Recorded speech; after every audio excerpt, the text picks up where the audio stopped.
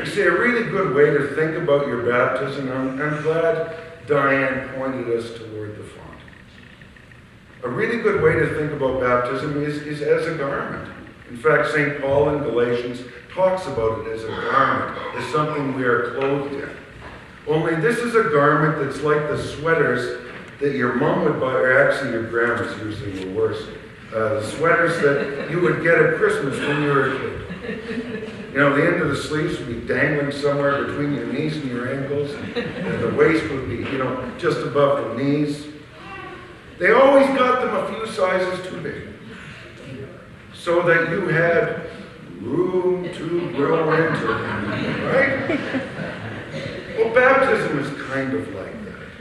We put on Christ, but in baptism we get a garment that's always a little bit bigger than us, that we're always growing into, that we're always in the process of filling out a little bit more, whether we're 1 year old, 1 day old, or 100 years old. Martin Luther called baptism a once and for all event that takes your whole life to complete. Wrap your head around that for a minute. It's a once and for all event, happens but once, but it takes your whole life to complete it. It's the beginning point in a never-ending process of renewal. We're always growing into it, always in the process of reclaiming its promises and benefits. It gives us an identity, but it also gives us a purpose and a task that we carry with us throughout our earthly lives. In my ministry, I get to talk to a lot of people, pastors, lay leaders, congregational groups, about the nature of Christian ministry. And although for the most part I enjoy these conversations a lot, at times I am somewhat distressed by our seeming inability to speak about ministry in terms other than that and those which relate to the day-to-day activities of congregational life. You ask somebody about their ministry, and they say, well, I'm an usher, or I'm in the choir, or I'm a pastor, or I'm a bishop, or I count the offerings on Sunday. They talk about ministry in terms of the stuff that happens here. And that's true. Contemporary Christians are quite able and quite easily able to enumerate what they are doing to fulfill the important liturgical, educational, physical agendas of congregational ministry.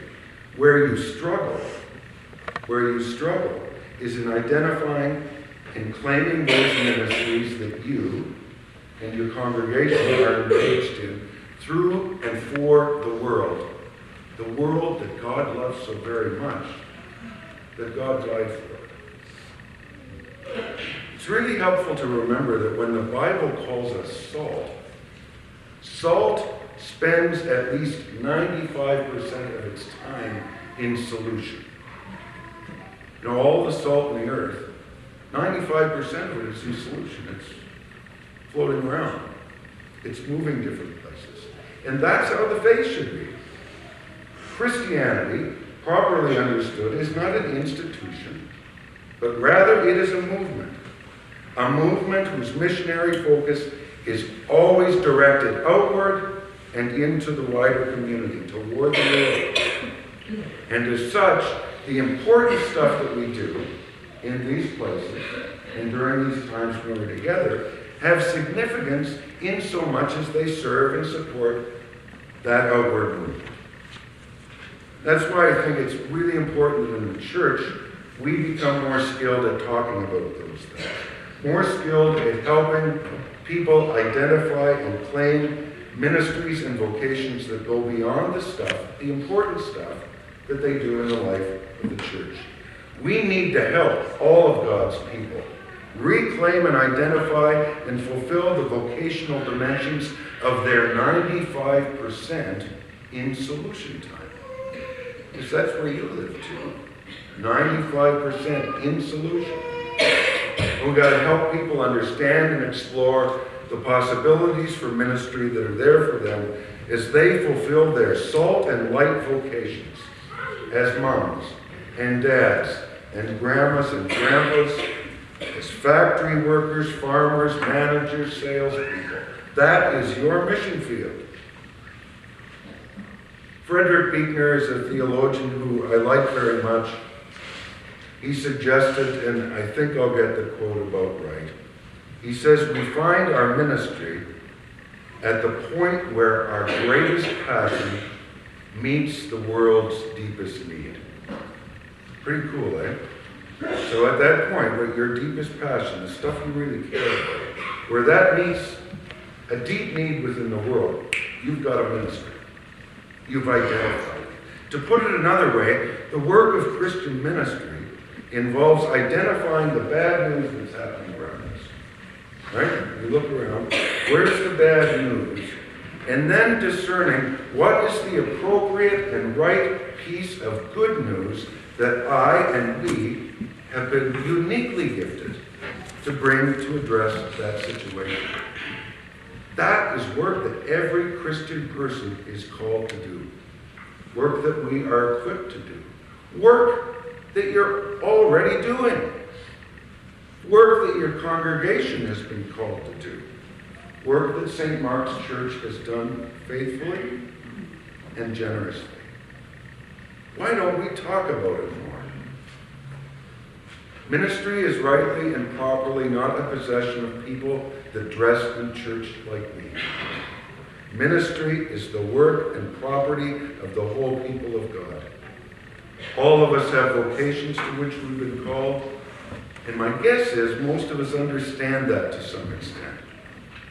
But let's work a little harder at claiming and identifying those Monday to Saturday ministries, training and equipping ourselves to fulfill them more effectively. And then when we come to this place together, we can claim them, and we can herald them, and we can celebrate it as signs of the inbreaking reign of God in the world.